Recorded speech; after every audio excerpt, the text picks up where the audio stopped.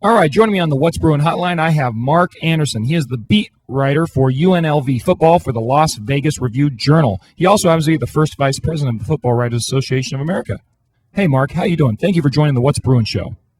I'm doing well. How you doing, Jake? Very good, very good. So, first weekend of college football is almost done. We still have to watch Ohio State tonight. UNLV had a tough game against Northern Illinois, a game where they were big underdogs, but they actually played pretty well. What happened to the Rebels in their first game, and could you label it as progress, or what's the state of UNLV football right now? Well, I think it's a program that seems to be on the rise. I mean, you don't want to make too much out of one game, but they really looked pretty good at Northern Illinois. They were 23.5-point underdogs and had a 17-3 lead in the first half and a drive toward the end of the game that with a chance to tie it, and their best receiver dropped a pass that he might have been able to take all the way. So they came really close to stealing one on the road. Obviously a much tougher test this week against UCLA, but it's still a program that's building. It's not a program that's arrived by any means, but one thing that helps UNLV this season is the Mountain West is just really down. So, after this early stretch with UCLA and then at Michigan, I think the Rebels might have a chance to start picking up some wins, but this is a tough early stretch for sure. The schedule makers who planned out that for Tony Sanchez in his first year didn't really do him any favors. Tony Sanchez, coming straight from high school to take the UNLV job, has he made an impact yet with the program? What challenges do you still think he has to overcome? Well, I tell you one thing he's done. He's won over the local fan base, and that's not easy to do. And he did it almost from the start. He had a great introductory news conference. He hired a veteran college coaching staff.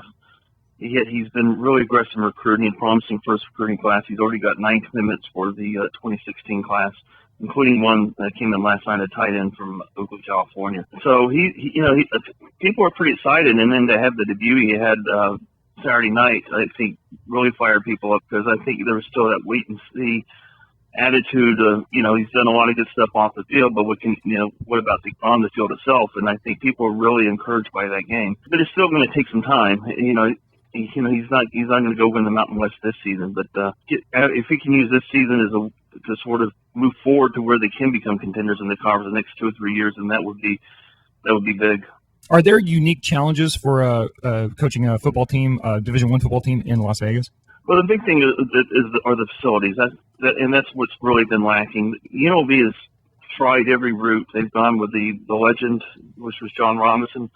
They've gone with Mike, the hotshot coordinator, who was Mike Sanford. They've gone with the big time winner in the FCS level, was Bobby Houck, and none of them could get it done. They all had moments, but none of them can get it done.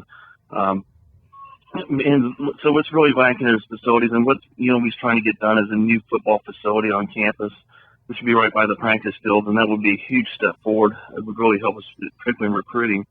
And so that's what they're working on now, is try to get that done. And there's always been talk about some sort of on-campus stadium or something near campus, because the stadium now is 8 miles away from campus. Right. But that's something that's probably the talk in the distance. If they can get that football facility going, then that would be a major step forward, and that would probably be the biggest step forward for them. A good start is that new football field. That's new for this year, isn't it? It is, and that's something that Tony Sanchez did that coaches in the past have been shy to do. Is he's really sold Las Vegas as part of this program, whereas previous coaches have been afraid to do that because they didn't want to stir up the parents of recruits. Right. But Tony Sanchez figures that UNLV plays in one of the most exciting cities in the world. Why not make that a part of the selling point? Yeah, embrace it. Right? Yeah, exactly. So, I mean, sure, you might lose some recruits here and there because their parents are afraid of it, but I think you attract more recruits this way because, you add an excitement element to the program, which really hasn't been there. And, they have the Welcome to Las Vegas sign in the end zones. They have it on the backs of the helmets. They got the Stardust diamonds on the uniforms and on the field itself. So, I mean, and that's one thing that's really fired up the local fan base is the locals have loved that. They love that he's made Las Vegas a significant part of his selling. That's really gotten the community behind him, and people really want to see him do well. Yeah, it sounds like a good strategy. You got to embrace the local community, and maybe they'll embrace you. So the Bruins, I'm looking forward to come out there and look at that stadium. Bruins are heading into Sam Boyd Stadium this Saturday, 7:30 p.m. for kickoff. How would you describe the Rebel offense this year, and who are the playmakers that Bruin fans should be looking for? Well, it's interesting because Tony Sanchez wants to play a power offense, but he has spread personnel.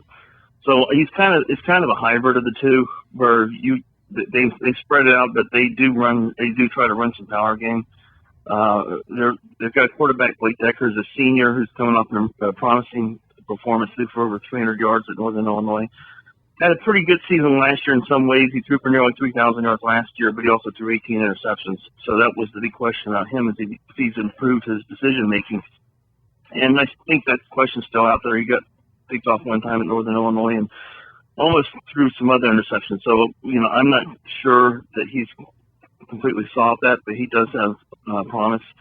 Devontae Boyd is their top receiver. He was the Mountain West Freshman of the Year last year, and he was a freshman All-American as well. He broke UNLV's freshman receiving records. So he's really good. And Kendall Keynes is another receiver who's also a sophomore. He originally signed with Boise State, and he's those two are as good as 1-2 tandem as are in the Mountain West. And then they have they have an all-Texas backfield. Their starting running backs a junior, and they have two freshmen behind them who are also playing. So nice. They started 9 true freshmen in offense and defense and special teams on Saturday. Not started, but they played 9 true freshmen. So, it's a really young team, and obviously we'll have its growing pains, but the experience these guys are going to get is really valuable. Yeah. How about I know they played 2 quarterbacks too. Was that because the Sanchez didn't like how Decker was looking, or do you want to give this? What was his name? Palindech. You want to give him a shot? Palindech, right? Yeah. What's do you think they're going to play 2 quarterbacks throughout the season? I don't know if he's going to do it throughout the season. That was the plan going into the opener. Yeah. He wanted to give Palindech a series in each half, and because he wants to make sure his backup quarterback's ready to go in case he's needed. And Palindech showed some promise. He showed more promise in that game than I'd seen in practice, frankly. And he led him on a touchdown drive in his one series in the first half. Second half didn't go as well. He's got really good wheels, and Decker has pretty decent speed too. But Palindech can really move, and so he gives him kind of a different look. So I think they'll probably throw Palindech in there probably at times throughout the rest of the season. But I don't know if they've settled on that as a plan yet. It may just take it week by week. You mentioned that Tony Sanchez comes from, he wants to run the ball, have a power running game. Do you see him converting the roster over the years into a more power style and, trying to become like the Stanford of the Mountain West or something like that? I think he will try to. And is it feasible, I guess? Yeah, I think he wants to, but I think I don't think they're ever going to completely go away from the spread, because that helps the power running game. If you can spread out the running lanes, that creates more room for the running backs. So yeah. I think I kind of see sort of a hybrid, just that sort of being the way it goes. So because the quarterbacks he has a freshman quarterback who's redshirting, who's got running ability too, just like the starting 2 quarterbacks or the top 2 quarterbacks do. So I think you're going to still see basically a hybrid type offense throughout the time he's at UNLV, because it's as one of the assistants told me one time, it's not like the old days where you can just kind of line up and power people. You got to spread people out. Right. So I just think that's the way they're going to go. On defense, when I was watching the NIU game, they looked like they had some pretty angry defensive linemen, and they looked really active. Obviously, they faded a little bit as NIU got their legs under them. But tell me a little bit more about the defense and just who should we be looking for on that side of the ball. Well, it's interesting you mentioned the front, and particularly that was the biggest concern coming out of spring practices. And then they added 2 players after signing day who really feel good about. One of them played quite a bit in the game, Jason Fowle. They have also had 2 other newcomers who really made a big difference in training camp. So they feel better about the defensive line. Still, depth is a problem, but as far as their standout players, the Sonny Sanatoa, defensive end, he's a senior. He's probably their best defensive lineman.